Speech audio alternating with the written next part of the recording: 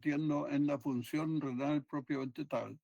Hemos visto que el metabolismo hidrosalino, aspectos básicos del metabolismo hidrosalino, y hemos visto características de los epitelios. Eso es muy importante para comprender el funcionamiento renal, ambas cosas. Ahora estamos en el riñón mismo y cabe mencionar, eso lo vi hoy día en el diario, que los enfermos renales en 1990, creo que eran 1993, eran 378 millones en todo el mundo, pero en el 2023 la cifra se dobló y más. Entonces, uno se puede preguntar por qué todas estas enfermedades, un, por qué el riñón se enferma en nuestro tiempo, y siendo una cosa muy importante porque son las enfermedades renales son la novena causa de muerte, si no más. Yo me aventuro a decir que más todavía. Pero ¿por qué más? Todo el mundo sabe que en los últimos decenios ha aumentado tremendamente la cantidad de diabéticos en el mundo por la mayor obesidad, el sedentarismo, la comida chatarra, etcétera. Hay una inmensa cantidad de diabéticos en el mundo. Y una de las complicaciones de la diabetes es la insuficiencia renal. ¿Pero por qué insuficiencia renal? Porque en el riñón diabético se daña la microcirculación y se daña también la microcirculación dentro del glomérulo renal. Entonces viene en consecuencia con daño glomerular de los capilares intraglomerulares, ocurre una hiperfiltración, y esto implica una, una necesidad de mayor reabsorción.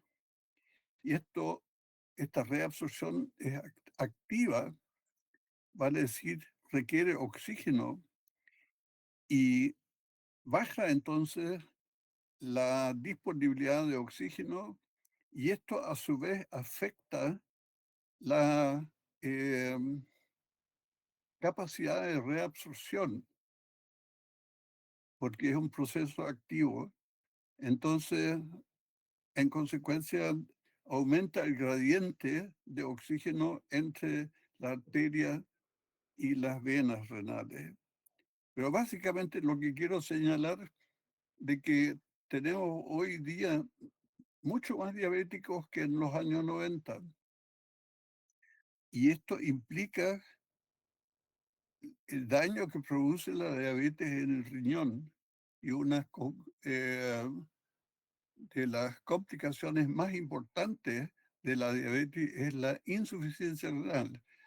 ¿Y por qué la insuficiencia renal? eh, ¿Por qué se produce la insuficiencia renal? Básicamente por una hiperfiltración debido a las alteraciones de la microcirculación en el riñón. Y esa hiperfiltración básicamente resulta en un daño del mismo glomérulo. O sea, si aumenta la filtración, eso significa un, un trauma microscópico. Pero entonces mueren los glomérulos. Y si mueren los glomérulos, finalmente también muere todo el nefrón correspondiente a un glomérulo. Y así van disminuyendo los nefrones disponibles en el riñón sucesivamente hasta que se produce prácticamente la insuficiencia renal como expresión de que ya no quedan prácticamente parénquimas sanos en el riñón. Entonces, la disponibilidad de oxígeno depende, por supuesto, del flujo sanguíneo. Y desde ya tenemos que tomar nota del hecho de que el riñón, no obstante de pesar apenas 200 gramos, recibe una cuarta parte de todo el débito cardíaco. Se recibe más o menos 1 litro, si no más, por minuto, en circunstancias que el cerebro recibe solamente 750 ml. Así que el riñón viene a ser, por unidad de peso, eh, el órgano mejor irrigado, pero eso tiene que ver con la función enorme que debe realizar el riñón. Y a eso nos vamos a meter entonces. Entonces habíamos dicho de que el flujo sanguíneo renal de una persona de unos 70 kilos aproximada es de aproximadamente 1 a 1,2 litros por minuto. Y esto representa 1/4 del débito cardíaco. Todo 1/4 del débito cardíaco va a los riñones. Entonces, en relación a la masa de renal que existe, eh, el flujo, el riñón recibe una inmensa cantidad de sangre. Entonces, un 20% del líquido que fluye a través de los riñones se filtra a nivel de los glomérulos. Y todo ese volumen tiene que ser reabsorbido a lo largo del nefrón para ingresar a los capilares peritubulares y otros vasos que vamos a ver. De modo que el volumen de sangre que sale de los riñones es casi similar al volumen que entra a los riñones, salvo el 1,5, o sea, salvo del 1,5 litros de orina que producimos diariamente. Piensen de que solamente en filtración pasan alrededor de 180 litros diarios y vuelven a la sangre cuando sale líquido a través de los glomérulos hacia los nefrones. En realidad, el líquido ya sale del organismo porque los nefrones están cerrados por eh, los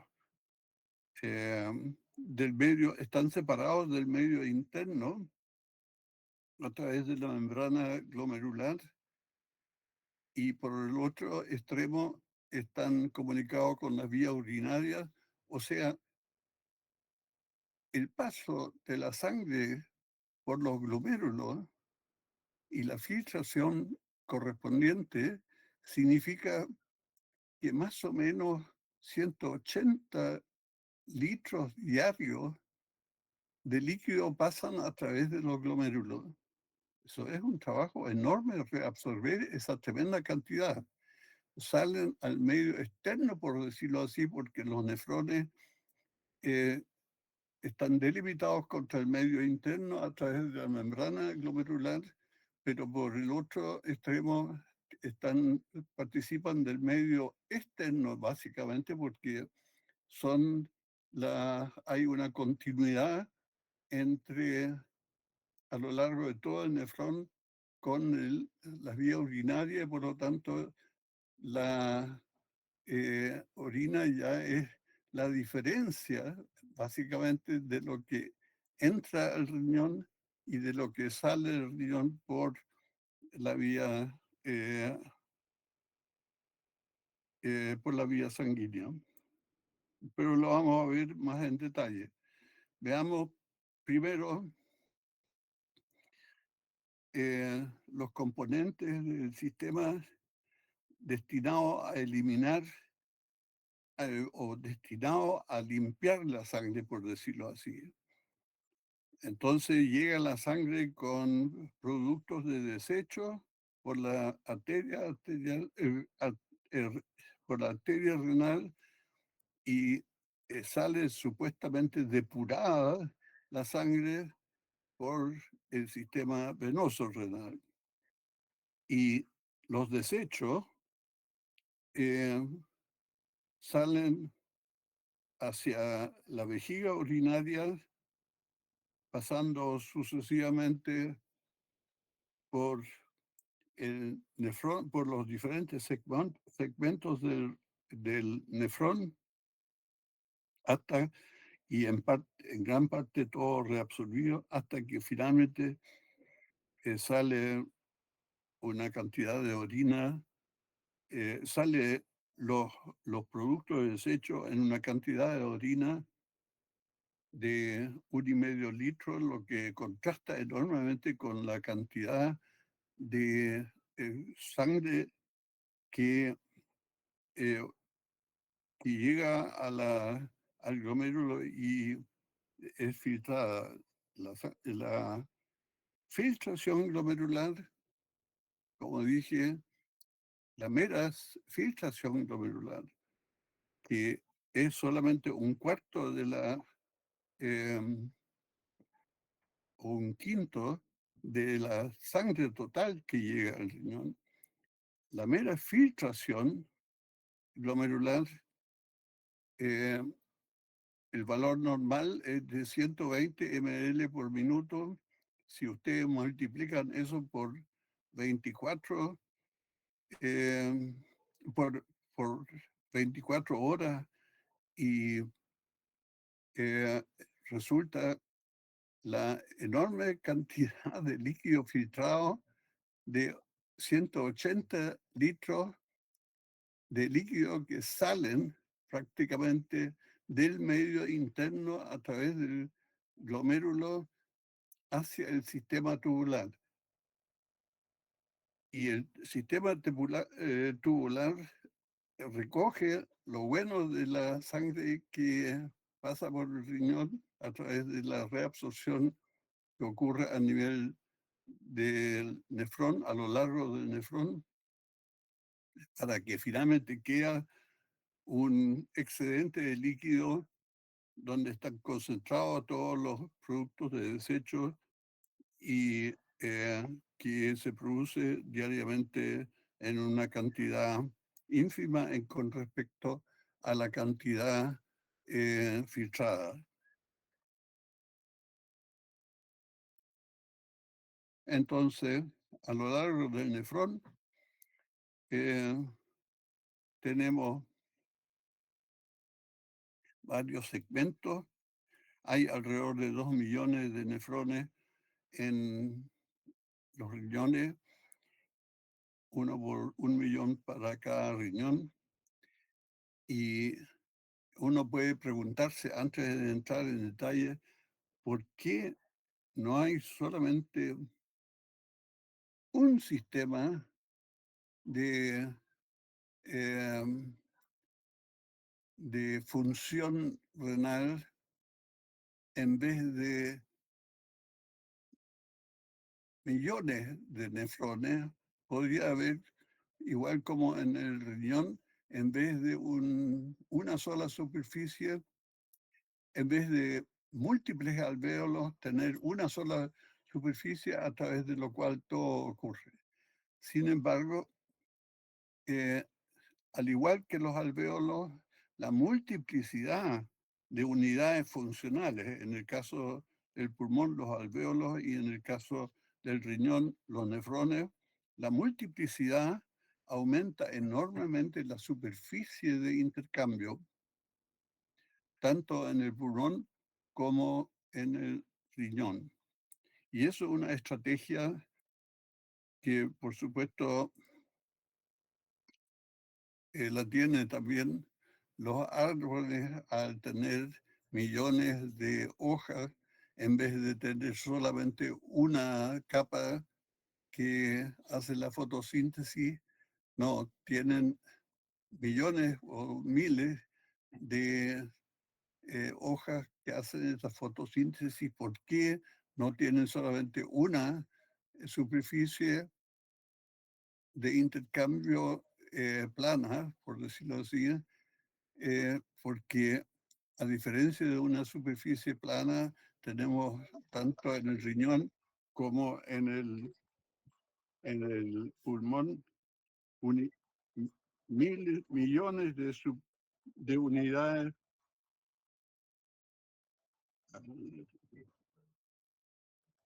Perdona, estamos tratando de eliminar este ruido. Entonces, la multiplicidad de estos organeros, por decirlo así, en un mismo órgano, aumenta la capacidad de operar. En el caso de los pulmones, em, los alvéolos, y en el caso del riñón, los nefrones. La multiplicidad de las unidades funcionales aumenta enormemente la efectividad de la función. Entonces, estamos en los vasos sanguíneos, y aquí tenemos sucesivamente la arteria renal, las arterias segmentales, las arterias arcuatas, las interlobales y las eh, arteriolas aferentes, los glomérulos capilares y las arteriolas eferentes en el glomérulo, y después siguen los capilares peritubulares en alrededor del nefrón, con sus diferentes funciones. Se reúnen en las venas interlobulares, y estas en venas arcuatas, y en las venas interlobales y las venas segmentales, para reunirse finalmente en la vena renal. O sea, es una estructura súper compleja del aparato cardiovascular que rodea a cada nefrón. Aquí tenemos la arteria renal, las arterias segmentales, las arterias interlobales, las arterias arcuatas, que son estas que separan la médula renal de la corteza renal, y a lo largo del túbulo, del glomérulo, tenemos muy importante la arteriola aferente, la arteriola eferente al glomérulo, y tenemos alrededor del túbulo, de los túbulos proximales, una red capilar que se extiende hasta las profundidades del nefrón, y acompañan entonces a todos los segmentos del nefrón.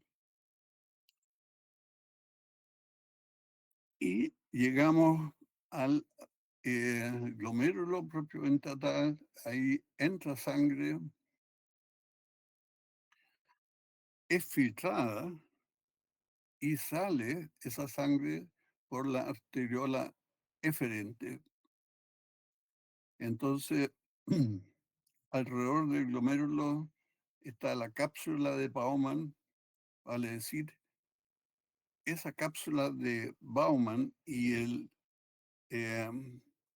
endotelio de los capilares constituyen una membrana interpuesta entre el medio interno y el medio externo. Ya no me canso de repetir que el medio externo ya comienza en el,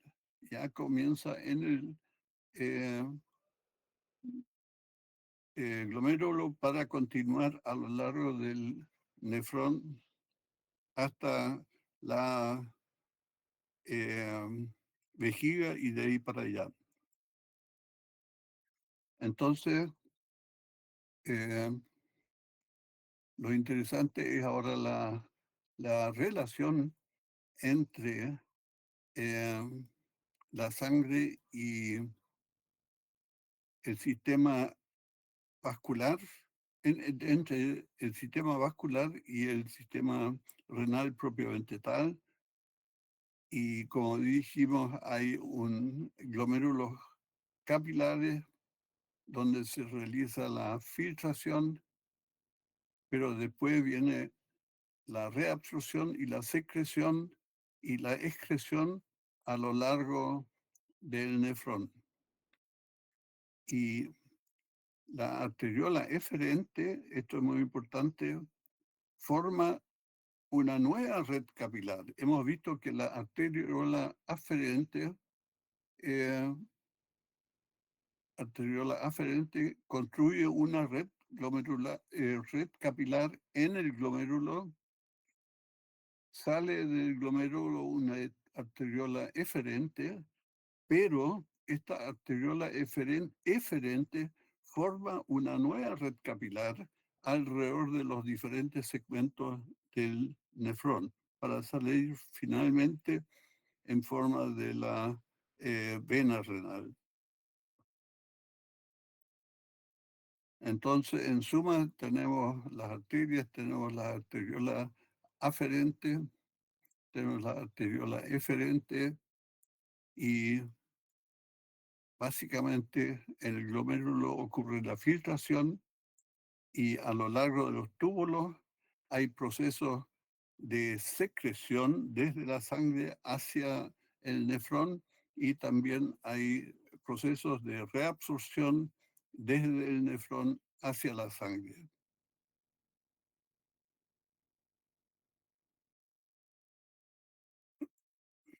Entonces, dentro de todo esto tenemos que poder medir la función renal para las diferentes funciones y uno de los parámetros importantes para evaluar diferentes funciones renales, es el clearance renal. ¿Qué es lo que es el clearance renal? Es la depuración de la sangre o del plasma de una determinada sustancia por unidad de tiempo. O sea, en otras palabras, ¿qué volumen sanguíneo o de plasma es completamente liberado o depurado dentro de una unidad de tiempo por vía renal? Cuanto más aumenta la clearance o la depuración de la sangre, tanto más entra desde la sangre hacia la orina. Y ese clearance es expresado por mililitros de sangre que son depurados por unidad de tiempo hacia la orina.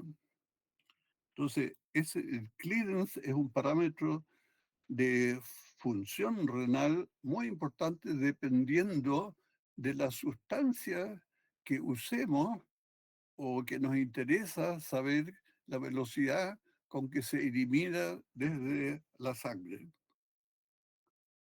Entonces, el clearance, repito, es el parámetro que refiere con qué velocidad una determinada sustancia es removida del plasma hacia, los, hacia la orina. Entonces, la fórmula universal de los clearance, y el clearance se puede hacer para cualquier sustancia, eh, y, y de eso deriva entonces el conocimiento de la función renal con respecto a esa sustancia. Ya vamos a ver a eso. Pero básicamente lo que ocurre para comprender lo que es el clearance se calcula, y eso es el volumen de sangre depurado por unidad de tiempo, como el cociente entre la concentración de esa sustancia y el volumen urinario dividido por la concentración de la sustancia que estudiamos en la sangre. ¿Cuál es la idea que hay detrás de esto?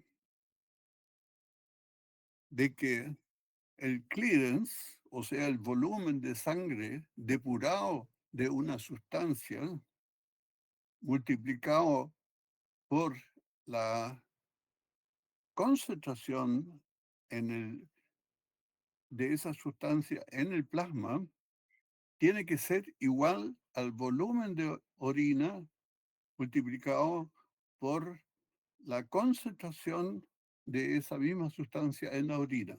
¿Por qué es eso así? Esto, como esto, representan cantidades de sustancias. O sea, una cantidad es el producto de un volumen y una concentración. Eso determina la cantidad de una sustancia. Y si vamos por unidad de tiempo, la cantidad que existe, la cantidad, vale decir concentración multiplicada por volumen, en este caso es llamado clearance, eh, que abandona la sangre, tiene que ser igual a la cantidad, nuevamente volumen y concentración en la orina. O sea, una cantidad que abandona la sangre por la vía renal tiene que ser igual que la cantidad de esa misma sustancia en la orina. ¿Y por qué? Eh, Esto es una cantidad que es depurada la sangre,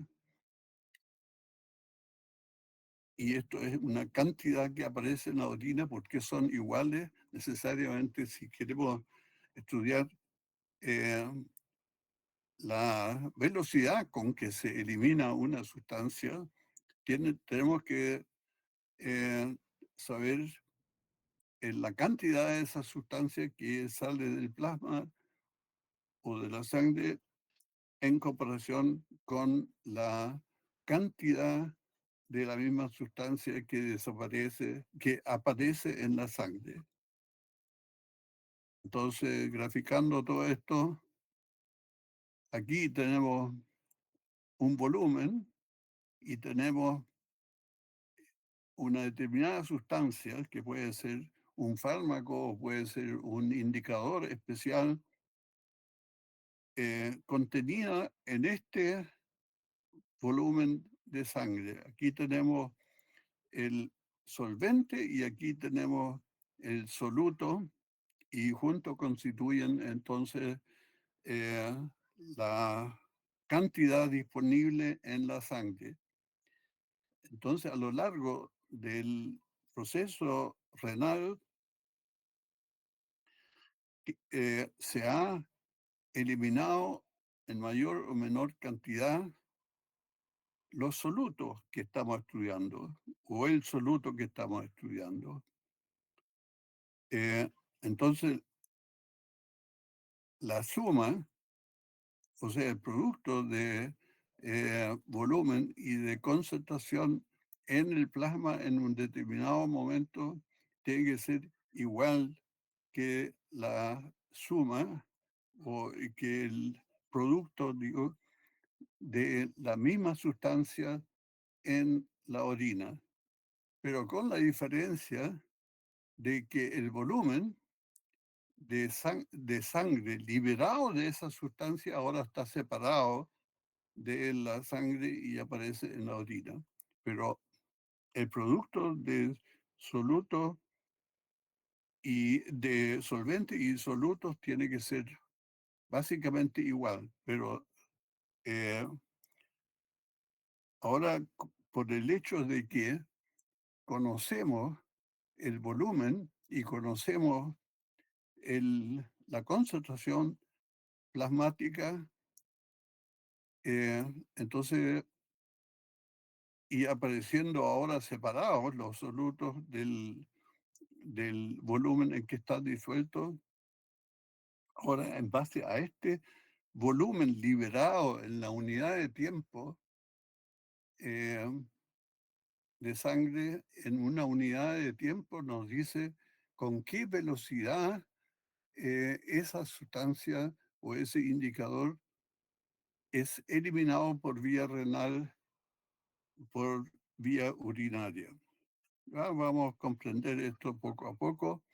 Por ejemplo, tomando ejemplos, aquí tenemos el ácido paraamino hipúrico, un indicador que se elimina a través de filtración y secreción simultáneamente y es eliminado completamente del plasma, tanto por proceso de filtración como también de secreción. Entonces, la cantidad de ese indicador que entró al riñón está dado por el clearance, vale decir, el volumen depurado, volumen depurado y la concentración de esa sustancia en el plasma. Nuevamente, siempre volumen por concentración. Y el volumen se refiere al volumen, el, el clearance se refiere al volumen por unidad de tiempo. Entonces ahí tenemos un parámetro con qué velocidad es eliminado es limpiada la sangre de esa sustancia. Entonces, la cantidad total que entra al riñón tiene que ser igual a la cantidad total que sale del riñón, pero con la diferencia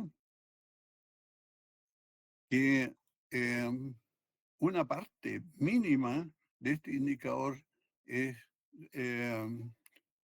vuelve a la sangre, pero no importa, básicamente el concepto es de que la cantidad de esa sustancia en la orina tiene que haber sido igual a la cantidad de esa sustancia liberada del plasma. Y si reformulamos esta ecuación,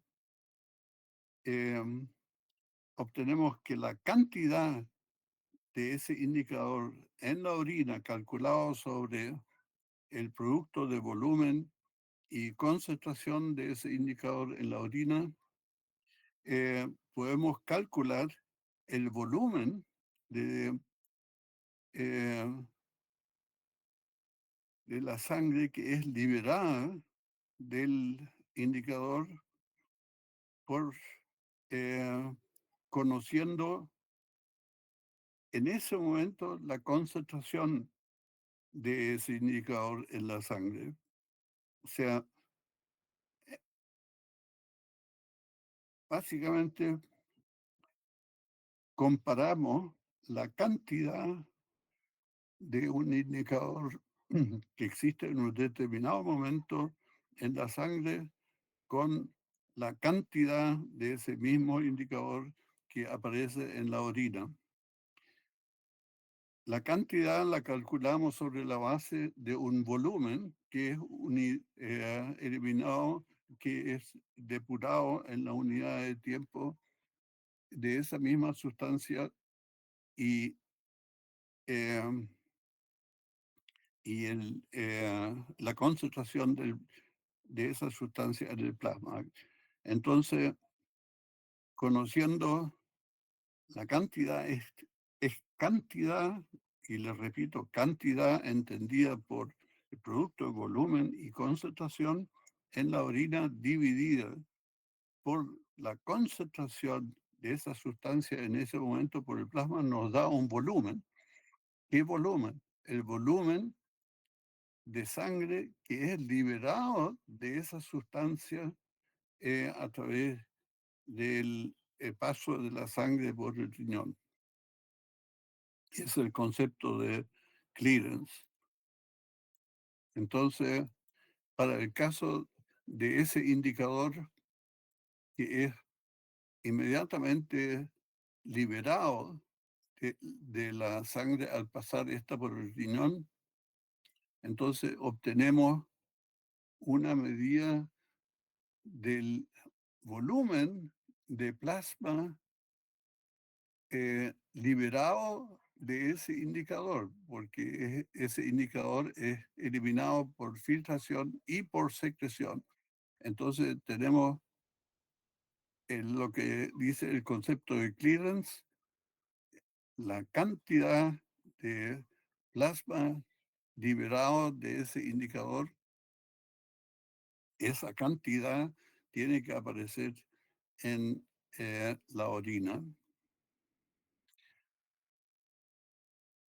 Y sobre la base que conocemos las cantidades de ese indicador que pasa de la sangre al riñón y la cantidad de esa sangre, de ese indicador que aparece en la orina, podemos calcular, eh, ya que este producto es igual a este producto, entonces, pero con la diferencia de que el plasma es liberado en una cierta medida de,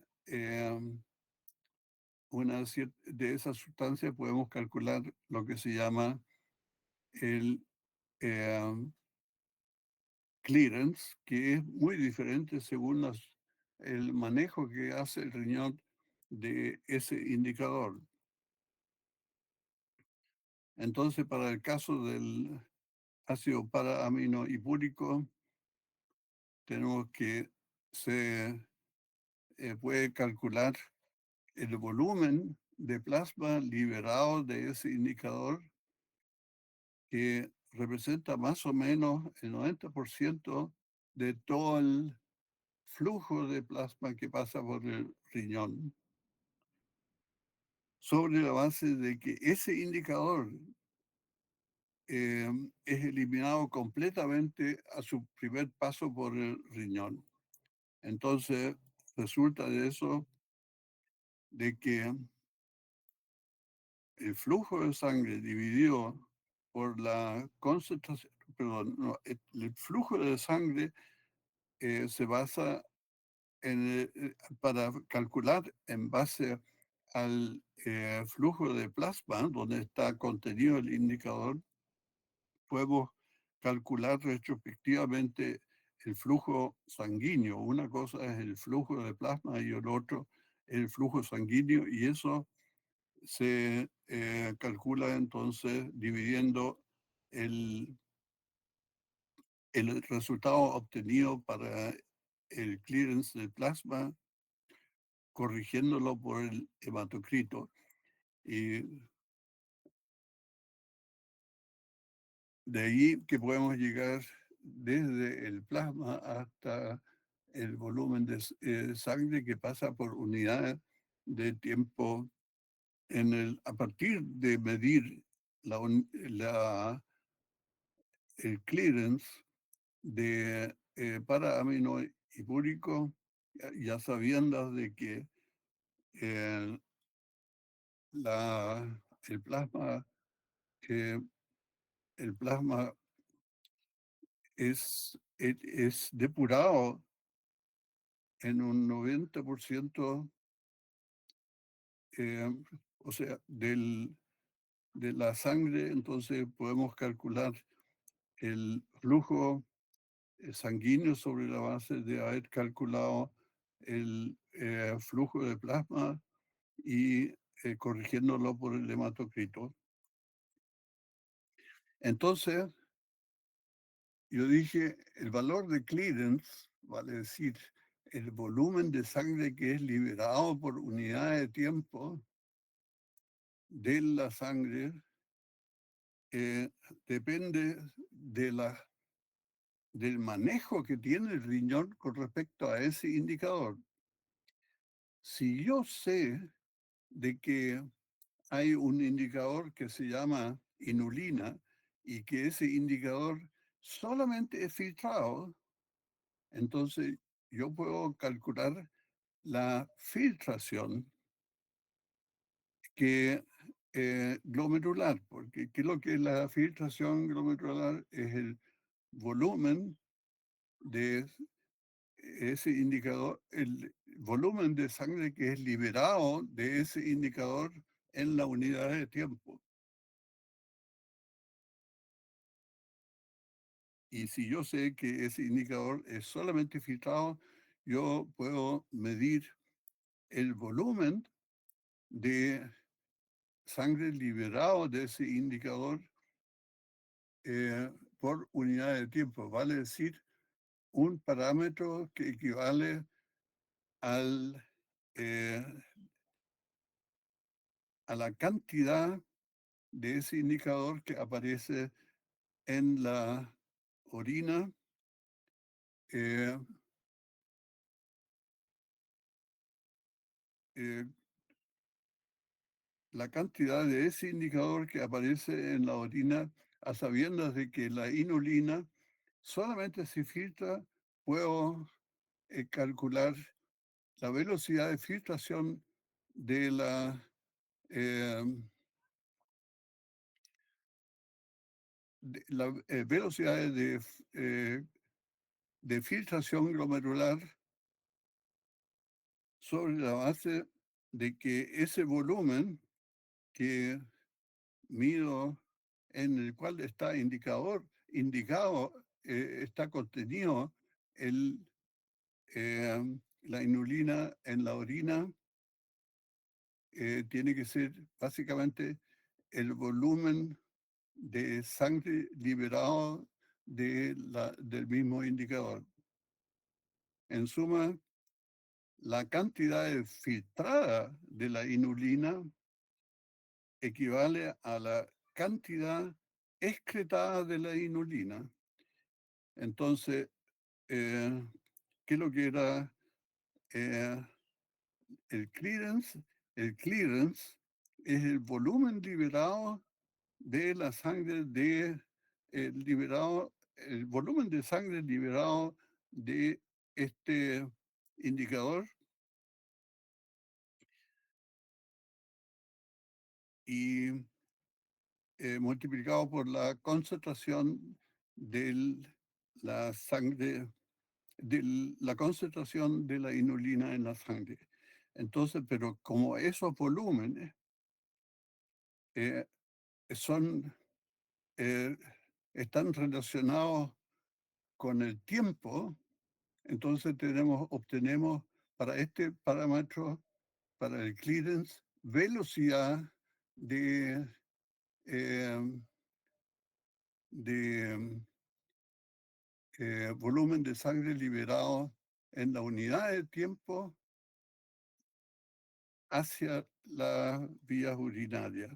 Entonces, se calcula la concentración de la inulina, se mide la concentración de inulina en el plasma, que multiplicado por el volumen liberado de plasma de inulina, tiene que darnos la cantidad de ese indicador liberada en la unidad de tiempo, pero como ese en el plasma, pero como ese volumen corresponde a un volumen eh, medido en la unidad de tiempo. Entonces, y igualmente la cantidad de ese indicador en la orina también es una cantidad, vale decir, producto de concentración y de volumen. Entonces podemos reordenar la ecuación y calcular y obtenemos el volumen de sangre liberado de la inulina, pero por unidad de tiempo, porque todo esto lo medimos dentro de una unidad de tiempo. Entonces, el clearance de inulina, vale decir, el volumen de sangre liberado de inulina por unidades de tiempo, equivale entonces a más o menos 120, 125 mililitros de sangre que son liberadas por unidad de tiempo hacia la orina. Y como yo sé que ese indicador solamente filtrado, básicamente queda de que yo sé la, el- la cantidad de sangre liberada por unidad de tiempo, para decir el clearance, a través de la comparación de la cantidad que aparece en la orina y la comparación de la cantidad que ha abandonado la sangre. Pero en este caso, la incógnita es el volumen de sangre depurado por unidad de tiempo, pero sobre la base que sabemos que una cantidad está contenida en un volumen y expresado ahora en unidad de tiempo, y la concentración de ese indicador en la misma unidad de tiempo, resulta de que podemos calcular el volumen liberado de sangre por unidad de tiempo, por vía, en este caso de este indicador, por vía del glomérulo. Eso es lo que constituye entonces que el clearance de inulina representa la velocidad con que, sobre la base que sabemos de que la inulina solamente es excretada por vía glomerular, podemos calcular, podemos decir de que el clearance de inulina es el volumen de sangre liberado de la unidad de la sangre por unidad de tiempo. Y eso es una medición del proceso de eliminación del ese indicador en el riñón, vale decir, en este caso, la eliminación se hace solamente por el glomérulo, entonces podemos calcular en base a los, en base a que sabemos el volumen de sangre liberado de la inulina en una unidad de tiempo, podemos calcular la velocidad de filtración glomerular. La velocidad de filtración glomerular medida por la inulina se hace con el supuesto de que la inulina es solamente eliminada por filtración. Entonces, la inulina que aparece en la orina tiene que ser igual al producto, a la inulina, eh, a la cantidad de inulina liberada eh, por el paso de la sangre a través del riñón. Y entonces, para el caso específicamente del clearance de inulina, ya que sabemos que es eliminado solamente, la inulina es eliminada solamente por filtración, podemos calcular la velocidad con que la inulina abandona la sangre. Y la velocidad con que la inulina abandona la sangre es lo que llamamos filtración glomerular. Vale decir, el clearance de inulina viene a ser el parámetro para medir la velocidad de filtración glomerular. Y esto es sumamente una medición súper importante porque si se daña el glomérulo, como dije yo, en consecuencia va a morir todo el nefrón. Si muere un glomérulo por alteración de la microcirculación, por ejemplo, por diabetes, y muere la red capilar del glomérulo, acto seguido muere el glomérulo correspondiente y si muere el glomérulo correspondiente, muere todo este nefrón.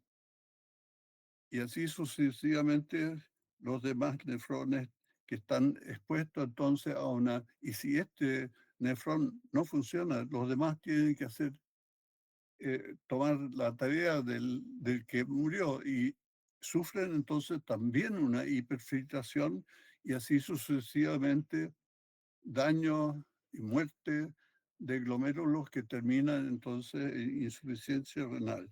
Por eso la medición de la filtración glomerular es sumamente importante porque nos indica eh, la cantidad de nefrones disponibles en el riñón.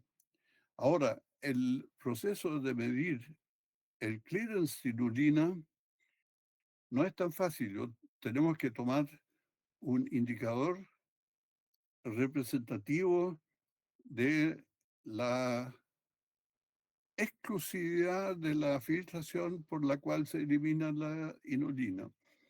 Además, tenemos que observar un determinado tiempo y más aún la inulina, tenemos que administrarla nosotros. Entonces, todo eso es un proceso largo para medir la velocidad de filtración integral del riñón. Entonces se recurren a sustancias alternativas. Por ejemplo, la creatinina. La creatinina da un valor normal de velocidad de filtración igual o más o menos igual que la inulina, pero resulta que al disminuir la velocidad de filtración por una insuficiencia renal, entonces comienza a subir la concentración de creatinina en el plasma, lo que es suponible. Pero ¿por qué eso altera el clearance? Porque, porque aumenta la concentración de la creatinina eh, cuando eh, fallan los glomérulos, exactamente porque se elimina cada vez menos creatinina por filtración y cada vez más creatinina por secreción. Es decir, entonces ya el requisito para medir la pura filtración ya no se cumple porque al aumentar la concentración de la creatinina en la sangre se le agrega la secreción y entonces ya la medición de la creatinina no es un parámetro exclusivo de la filtración, vale decir, sale más creatinina de lo que realmente se filtra, porque a medida que aumenta la concentración de creatinina en el plasma, aumenta también la secreción de ese indicador. Vale decir, ya no contamos con ese requisito previo de que la creatinina tal como la inulina, tiene que eliminarse solamente por filtración. Se agrega a mayor concentración plasmática de creatinina, se agrega la secreción. Y por lo tanto, aparece en la orina más creatinina de la que realmente ha sido eliminada por filtración, porque aparece entonces el fenómeno de la secreción adicional que aumenta la cantidad del indicador eliminado por unidad de tiempo. Vale decir, en suma, los, eh, los indicadores eh, que reemplazan a la inulina adolecen de un defecto en el sentido de que como se agrega a la filtración la secreción de ese indicador, los clearance de creatinina indican una función renal mejor de la que realmente hay. Eso es muy importante porque en un insuficiente renal donde va aumentando la secreción de creatinina, aparte de la filtración, entonces aparece un indicador de velocidad de filtración eh, falseado, por decirlo así, porque ya no indica la pura filtración, sino que eh, sale más creatinina hacia el exterior de lo que correspondería eh, si fuera eliminada solamente por filtración.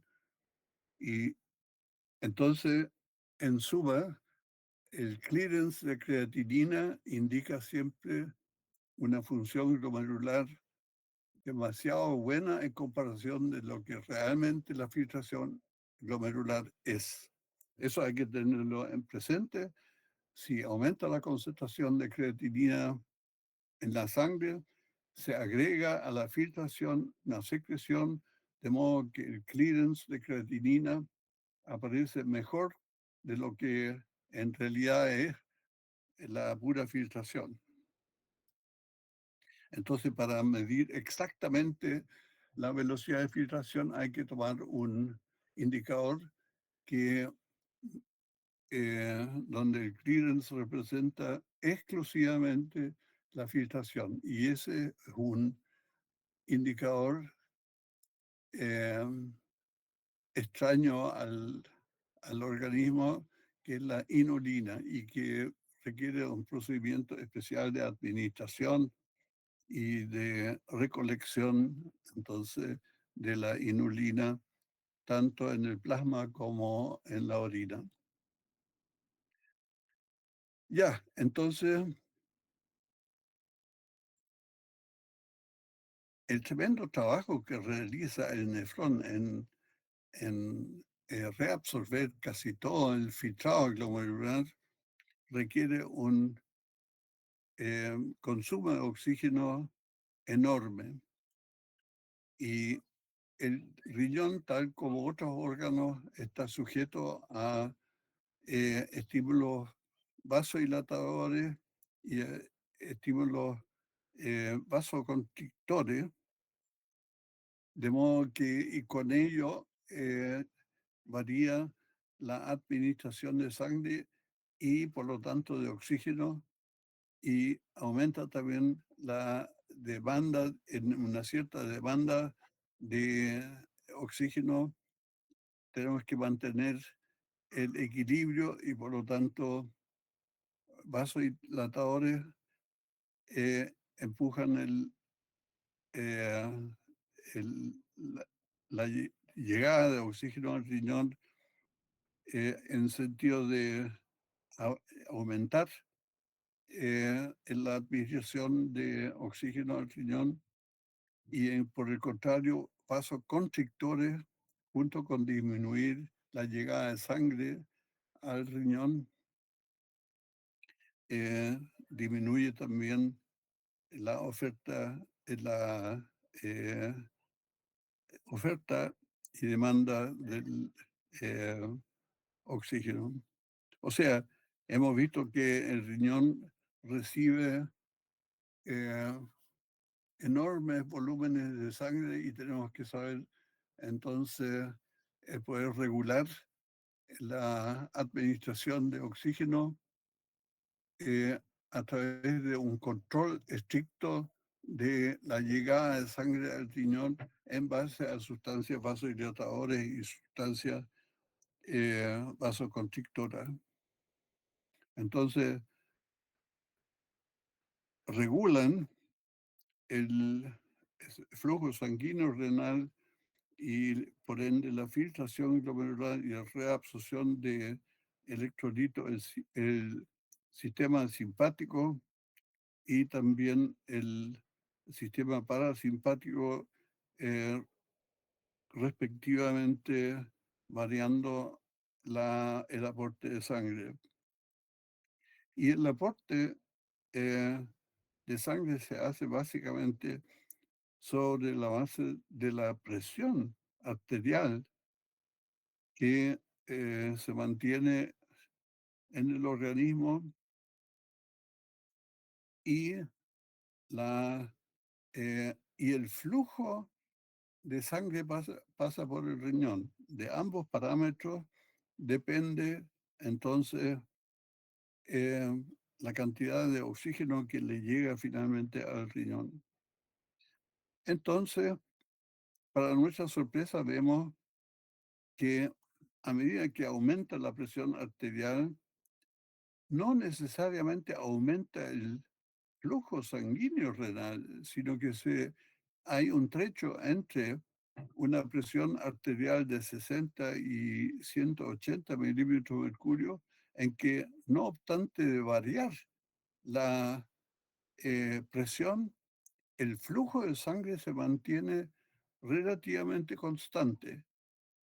Entonces, y por ende también constante la administración de oxígeno y constante la función renal. Eso es muy importante porque queremos mantener constante la función renal dentro de un rango normal de presión arterial, y de hecho eso ocurre realmente sobre la base de que en ese rango el flujo sanguíneo se mantiene estable. Así, hay mecanismos de regulación del flujo sanguíneo renal en vista de diferentes cambios de presión. No obstante, el flujo sanguíneo renal en un rango de presiones de 60 hasta 160 milímetros de mercurio se mantiene constante el flujo sanguíneo renal y por ende el aporte de oxígeno. ¿Qué mecanismos participan en esta constancia del flujo sanguíneo renal y por ende de la filtración glomerular y por ende toda la función de los nefrones? Hay un mecanismo de autorregulación del flujo a través de una autorregulación miogénica, va a decir, cuando aumenta la presión arterial, y esa presión arterial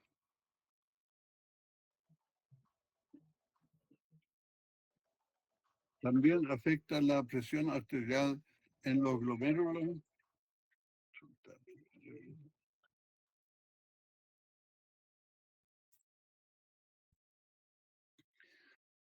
y por ende las arterias, cuando aumenta la presión arterial, se distienden, pero en la arteriola aferente habría receptores de distensión que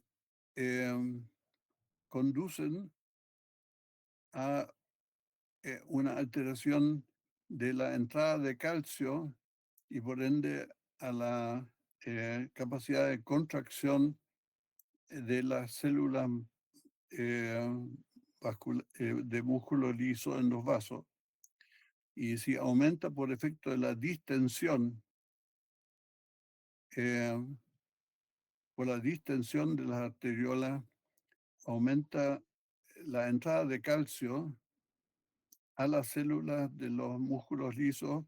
En respuesta a esa mayor entrada de calcio se produce una vasoconstricción y por lo tanto un aumento de la presión arterial finalmente redunda en una vasoconstricción de las arteriolas aferentes del glomérulo y por eso se regulariza también el flujo arteriolar de sangre que se mantiene constante, manteniendo constante o mínimamente variaciones la filtración glomerular, no obstante de que aumenta la presión arterial y viceversa. Además, hay otro mecanismo que consiste en una retroalimentación tubuloglomerular, que es un mecanismo que regula específicamente la filtración glomerular. Cuando la concentración de sodio, va a decir, y en realidad la cantidad de cloruro de sodio, por un aumento de la filtración, cualquiera que sea el origen, aumenta la llegada eh, de cloruro de sodio filtrado y esa cantidad también llega al túbulo distal de ese nefrón. Pero en el encuentro del glomérulo hay una cercanía del glomérulo con su respectivo túbulo distal. Hay en esa cercanía un aparato yuxtaglomerular que contiene eh, un cúmulo de células especiales que detectan ese cambio de la llegada de sodio y liberan entonces, para el caso de que llegue demasiado sodio al túbulo distal del glomérulo correspondiente, se liberan sustancias vasoconstrictoras. Entonces, esa vasoconstricción de la arteriola aferente implica una normalización del cloruro de sodio que llega al túbulo distal. En suma, esto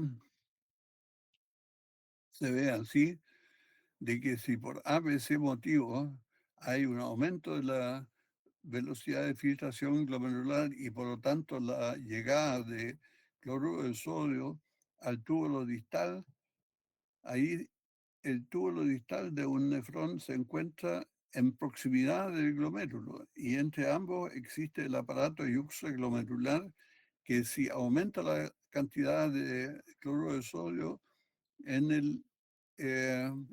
el túbulo distal, este aparato yuxtaglomerular produce sustancias vasoconstrictoras que inmediatamente reducen o normalizan la velocidad de filtración glomerular y normalizan con ello también la salida de cloruro de sodio hacia el resto del nefrón y por lo tanto reducen la cantidad de cloruro de sodio y reducen la filtración glomerular. Entonces, si por efecto del aparato yuxtaglomerular y del eh, reflejo eh, o del feedback túbulo glomerular, como se llama, aumenta la resistencia por la producción de eh, vasoconstrictores por parte del aparato yuxtaglomerular.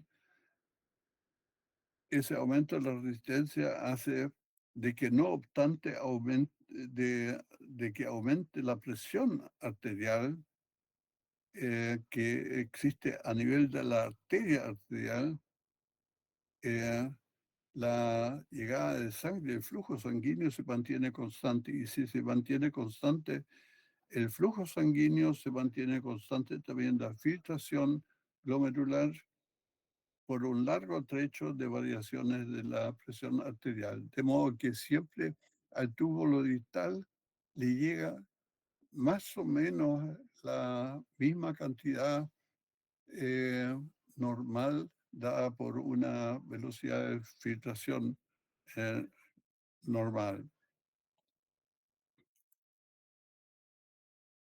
Entonces, dijimos ahora entrando en la función glomerular propiamente tal, hay una red capilar que se forma base a la arteriola aferente y que se reúne entonces nuevamente en una arteriola eferente.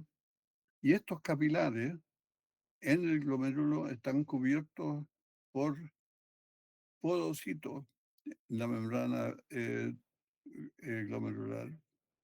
En la membrana de los capilares que se encuentran en el glomérulo están cubiertos por células especializadas llamadas podocitos. Entonces, eh, el líquido que filtra es regulado por una parte por la vasoconstricción que pueden ocurrir en las arteriolas o vasodilatación y por el otro lado por los podocitos que cubren a eh, a los capilares que se encuentran dentro del glomérulo. Pero siempre hay que tener presente que el glomérulo mismo no es otra cosa que una prolongación del nefrón, y el nefrón está directamente comunicado con la vejiga, vale decir, el intercambio real en el riñón se hace a través de los capilares glomerulares que están dentro de una membrana constituida por el endotelio de los capilares y los llamados podocitos. Esa membrana glomerular separa entonces el medio externo del interno, y a través de esa membrana glomerular ocurre el paso de 180 litros diarios de líquido desde el medio interno hacia el medio externo. Y entre medio están los capilares con su endotelio y están rodeando los capilares, están rodeados por los llamados podocitos.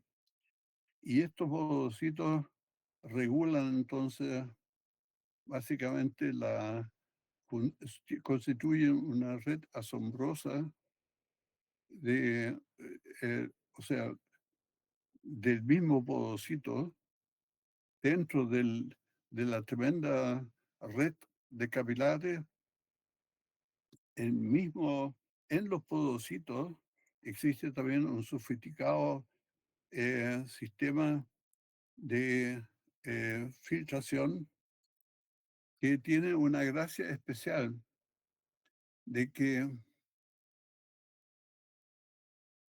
en el glomérulo normal los podocitos están unidos entre sí y dejan pasar solamente escasas, escasas proteínas eh, hacia el exterior de las proteínas plasmáticas. Solamente pasan algunas pocas, mínimas, hacia el túbulo proximal.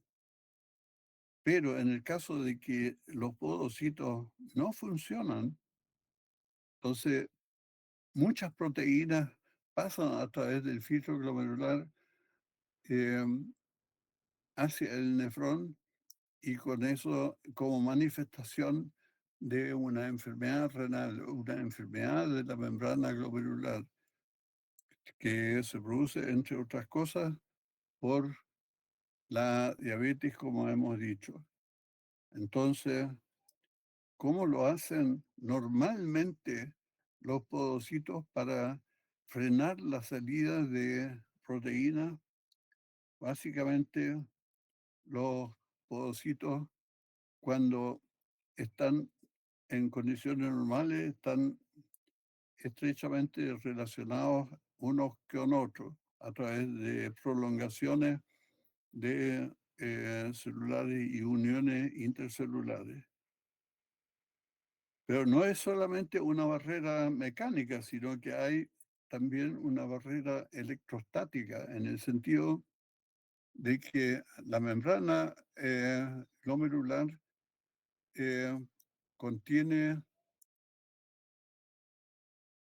carga negativa y las proteínas plasmáticas también tienen cargas negativas, de modo que las cargas negativas de las proteínas que vienen con la sangre en forma sí, que esas cargas negativas son rechazadas y por lo tanto las proteínas correspondientes son rechazadas todo y cuando que la membrana glomerular esté intacta, ya sea por un endotelio funcionante como también podocitos funcionantes. O sea, en la membrana glomerular existe una barrera mecánica que evita la salida de proteínas, entre otras cosas, pero también una barrera electrostática, porque la membrana glomerular está construida, los podocitos contienen una alta cantidad en sus superficies de carga negativa, rechazan también a las proteínas que también tienen cargas negativas. Entonces hay una barrera mecánica y otra de tipo electrostática en el glomérulo y como dije, si en la diabetes se altera esa membrana glomerular por alteración del endotelio de los capilares y por lo tanto posibles daños en los podocitos adyacentes, esa barrera deja de funcionar adecuadamente y sale entonces proteinuria hacia la orina. Por ende, em, la medición de proteínas en la orina, como también la medición de la velocidad de filtración glomerular que hemos comentado, esas son parámetros importantísimos en considerar cuando se estudia la función renal. Lo primero que se hace es eh, medir un parámetro de velocidad de filtración glomerular y medir también la cantidad de proteínas que aparecen en la orina. Bueno, eso fue todo hoy día. Lamento que todo esto es un poco complicado, pero revisen punto a punto el PowerPoint y estudien los puntos que quedan difíciles de comprender. Yo estoy siempre dispuesto a explicar lo que se pueda explicar.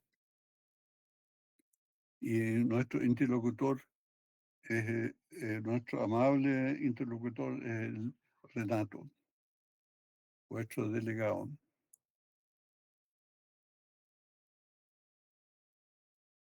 Ya, ¿estamos? ¿Hay algún comentario, pregunta? No, profe. Ya, entonces, por el momento pueden ir a descansar y mañana se dedican a estudiar a fondo este asunto. Ya, que tengan una buena tarde. Chao, pescado. Chao, profe. Chao, profesor. Chao, profe. Chao, Profe, Cuídese. gracias. chao. Chao, profe. Buenas tardes. Ya, el jueves.